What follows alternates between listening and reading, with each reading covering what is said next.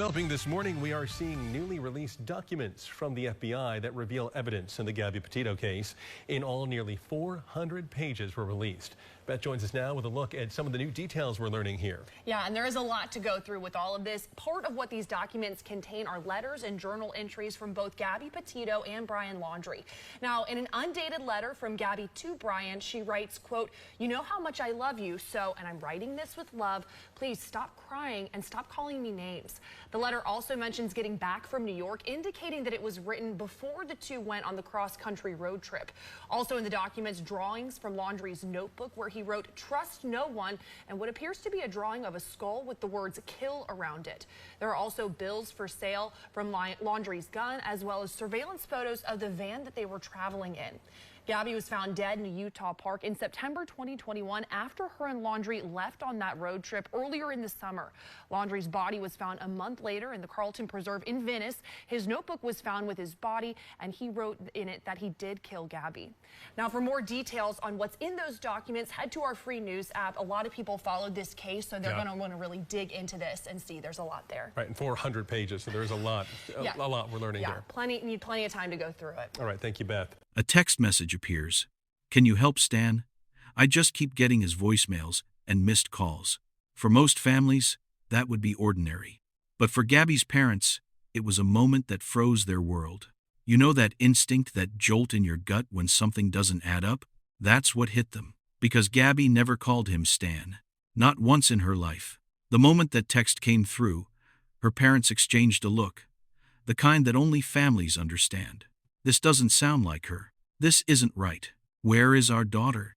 Little did they know, that message would become the heartbeat of a nationwide story. The detail that millions of people would analyze, debate, rewind, and revisit. It wasn't dramatic. It wasn't violent. It wasn't a confession. It was just wrong. Wrong enough to raise every alarm bell a parent could possibly have. And it became the breakthrough that changed the entire trajectory of the case. Tonight, we're going far deeper than the headlines.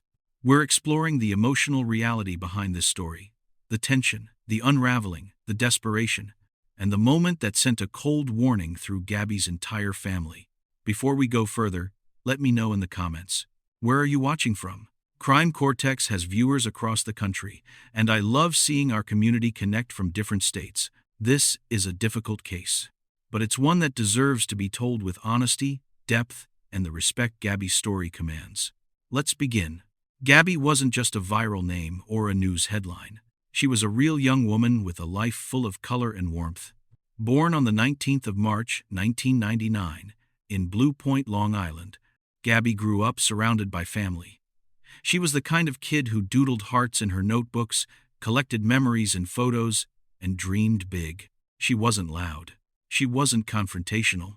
She didn't want drama. She wanted joy. She wanted love. She wanted adventure. Her creative spirit came alive through photography. Little snapshots of her world. Waves rolling onto the sand. Her friends laughing at a bonfire. Sunsets that stretched across the sky. But one thing stood out. Her hunger for exploration. Even in high school, she talked about seeing more, doing more, living more. She didn't picture herself stuck behind a desk for the rest of her life. She wanted a camera in her hand, a backpack on her shoulders, and a story to tell. Her family supported her fully. They saw her passion. They saw her determination. They saw that spark in her eyes every time she talked about traveling. And when she fell in love with someone who shared those dreams, it seemed perfect. Gabby met Brian Laundrie in high school. He was quiet, artistic, and deeply into nature. He loved sketching plants, crafting little survival tools, and talking about living off the grid. He wasn't the loudest guy in the room, but he had intensity. At first, they bonded effortlessly. He made her laugh. She inspired him creatively. They imagined a future where they traveled the country, documenting the journey. But as the months went by, friends began noticing little things. Gabby changed her hair, her clothing style, her social circles, gradually aligning with his preferences. She started apologizing, a lot, even when she didn't need to. Some said Brian loved deeply, almost too deeply. Others said he had a temper that simmered just under the surface. The relationship wasn't explosive. It wasn't chaotic. It was subtle, but sometimes subtle is more dangerous. Still, Gabby believed in him. When he suggested they convert a van and travel full-time, she agreed wholeheartedly. She trusted him. She loved him. She believed they were building something beautiful. They moved to Northport, Florida, living with his parents while saving for the trip. She worked at a local restaurant. He planned their rig. Together, they built the tiny mobile home that would carry them across America. By the summer of 2021, everything was set. Two young people, a van, a dream, and 1,000,000 miles of open road waiting. But relationships change on the road, and everything they'd been avoiding or ignoring started rising to the surface. On the 2nd of July 2021, Gabby and Brian began their van life journey. The early days were filled with picture-perfect stops: Colorado's mountain ranges, Utah's deserts, small roadside towns, national parks that looked like something out of a postcard. Their Instagram feeds overflowed with smiles, hikes, scenic views, and cozy campsites. But social media is a curated place. It captures the best moments, not the truth. Inside the van, things were different. The space was tiny. The temperature swung between scorching and freezing. They were driving long hours. Money was tight. Gabby was trying to grow a YouTube channel from scratch. Editing videos in a van is stressful. Filming takes time, energy, cooperation. And according to people who saw them on the road, the tension was building. Witnesses in restaurants described arguments. Park visitors recalled seeing them keep distance from each other. Gabby's own body language changed: small signs of hesitation, nervous laughter, apologetic tones. Meanwhile, Brian's frustration grew. He wanted freedom from the camera. She needed content to make the journey sustainable. Their dream was cracking. One day, at a grocery store in Utah, witnesses said Brian snapped at Gabby openly. Another traveler recalled seeing her sitting alone on a curb, visibly upset. All of this built toward one pivotal moment: the day the world saw inside their relationship for the first time. On the 12th of August 2021, a caller in Moab, Utah, dialed 911. They reported seeing a couple fighting, the man hitting the woman. Minutes later, police pulled over the white Ford Transit van. The body cam footage that followed became a central piece of this story. Gabby was crying, shaking, apologizing non-stop. "I'm just stressed. I was trying to keep the van clean. I'm really sorry." These are classic signs seen in victims experiencing emotional control or intense pressure. Brian, however, was calm, relaxed, polite. He deflected. He joked. He shifted blame. To millions watching later, the dynamic felt deeply uneven. Gabby took all the responsibility. Brian took none. Police separated them for the night. Gabby stayed with the van, Brian at a hotel. Officers believed it was the safest solution at the time, but experts would later argue that this was a critical moment, a moment where intervention might have changed everything that came later. After this incident, the couple continued their journey. But things were different. Something had shifted, and the countdown had quietly begun. If you're finding value in this deep dive, hit the like button. It helps more viewers find these important stories. From August 20 to August 27, the couple traveled through Utah and Wyoming. They visited Arches National Park, Bryce Canyon, the Monarch in Ogden, then finally, Grand Teton. Gabby called her mom regularly, but the calls had a different tone than before. She still sounded loving, but not relaxed. She laughed sometimes, but sometimes it felt forced. She described small arguments, but brushed them off quickly. On August 24, she and Brian checked out of a hotel in Salt Lake City. This was their last confirmed sighting together under peaceful circumstances. On August 25, Gabby spoke to her mom one last time via FaceTime. She sounded okay, according to her mother, but stressed. After that, everything changed. The text messages Gabby's mother received didn't sound like her daughter at all. Short, abrupt, mechanical. Not her tone, not her phrasing, not her warmth.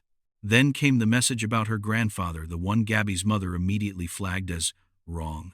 The message that would become the breakthrough. Meanwhile, Hikers reported seeing Brian hitchhiking alone on August 29.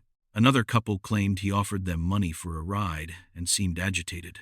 These sightings were fragments, scattered pieces of a puzzle the world wouldn't understand until later. By September 1, Brian returned to Florida, in the van, alone.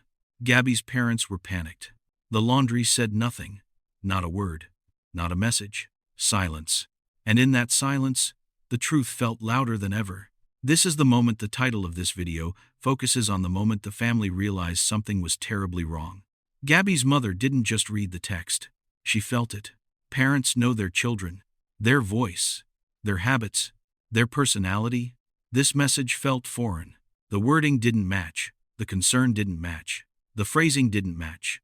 It was as if someone was trying to mimic Gabby's voice and doing it poorly. Psychologists who later reviewed the message publicly noted that its structure didn't align with Gabby's previous messages. It felt detached, strange, impersonal. And that detail, the grandfather's name, was the red flag no one could ignore. This wasn't just a clue. It was the clue.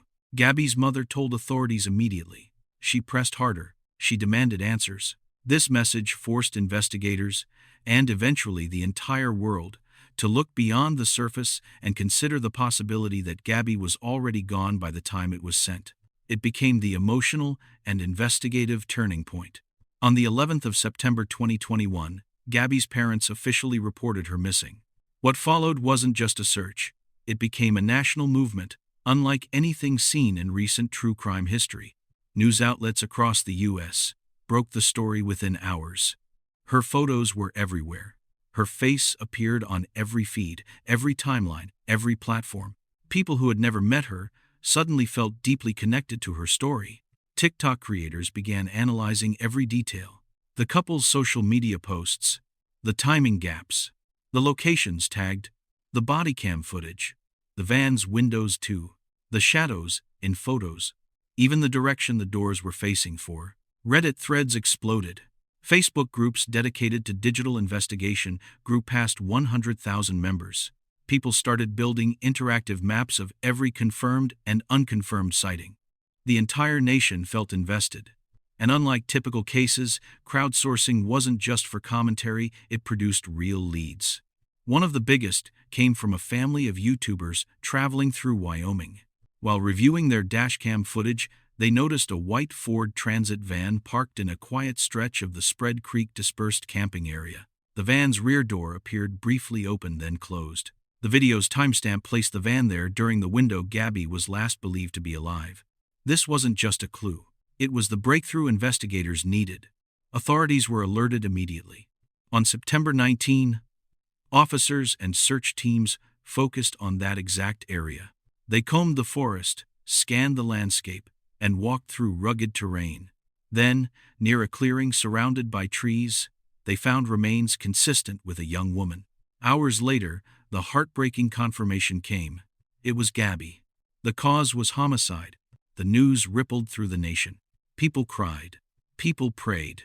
People lit candles. People hugged their families a little tighter. The entire country felt the impact. But the story wasn't over. Not even close. Because now, the question shifted from, where is Gabby? To, where is Brian? Let's step back to September 1 before Gabby was even reported missing. Brian returned home to Northport, Florida, alone.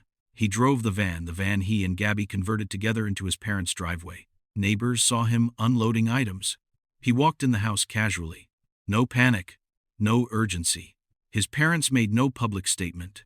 For 10 days, 10 long, painful days, they stayed silent. Meanwhile, Gabby's parents were calling, texting, begging for answers.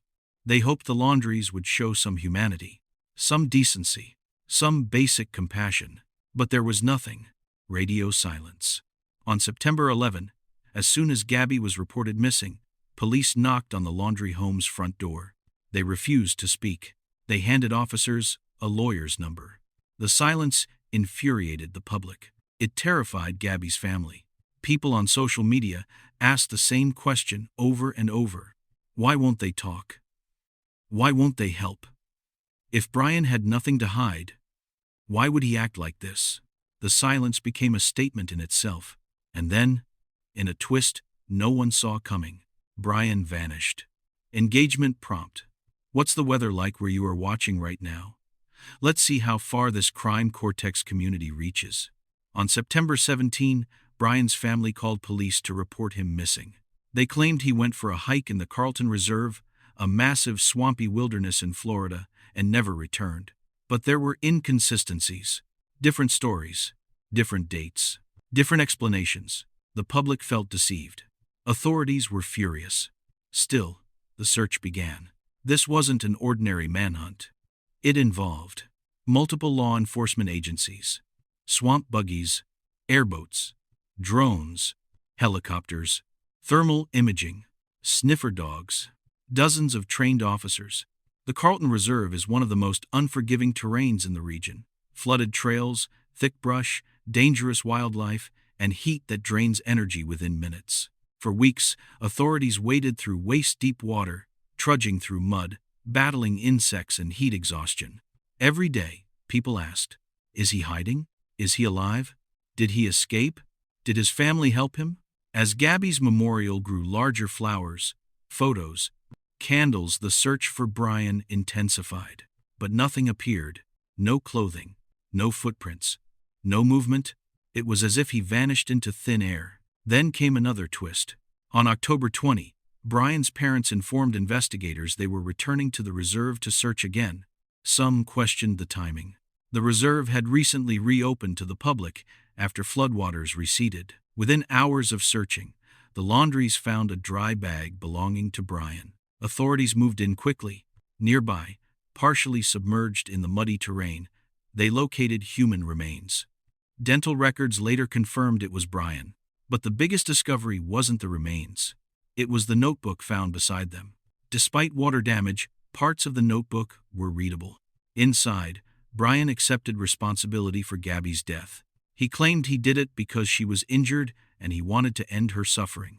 But experts and Gabby's family rejected the explanation immediately. The injuries discovered in Gabby's autopsy didn't match his account. The timeline didn't match. The text message didn't match. The eyewitness testimonies didn't match. To many, the notebook felt less like truth and more like an attempt to rewrite the narrative. But one thing was undeniably clear. There would be no trial, no interrogation, no cross-examination, no courtroom answers. The story ended there physically, but emotionally, it continued. And that leads us into the aftermath. Even after the case closed, the conversations never stopped. People across the nation debated topics that stretched far beyond one couple. Domestic violence. Gabby's story opened eyes to how subtle and dangerous emotional control can be. Many recognized similar dynamics in their own relationships or in those of people they love. Police response. The Moab incident raised difficult questions about training, awareness, and early intervention. Media attention. The case sparked wide discussion about why certain missing person stories dominate national news while others receive little attention. Family lawsuits. Gabby's family filed civil suits alleging emotional harm, negligence, and withholding of information. These suits continue to shape the public's understanding of the case. The foundation. Her parents created the Gabby Petito Foundation, dedicated to helping missing persons and those affected by domestic violence. They turned their grief into action, providing funding, resources, and advocacy for countless people. Gabby's legacy isn't just the tragedy of her story. It's the impact of what her life continues to inspire. We end this story the same place it truly began, with that text message, the message that felt wrong, the message that triggered panic, the message that became the heartbeat of this entire case. Can you help Stan? I just keep getting his voicemails and missed calls. 16 words. 16 words that spoke louder than screams. 16 words that changed everything. Gabby's parents trusted their instincts. They trusted their knowledge of their daughter. And because they did, the world paid attention. This case serves as a reminder. When someone's words suddenly change, pay attention. When someone becomes distant, pay attention. When something doesn't feel right, pay attention. Trust your instincts. Ask questions. Don't wait. Because sometimes, one message, one moment, one feeling can be the signal that saves a life. Thank you for watching Crime Cortex.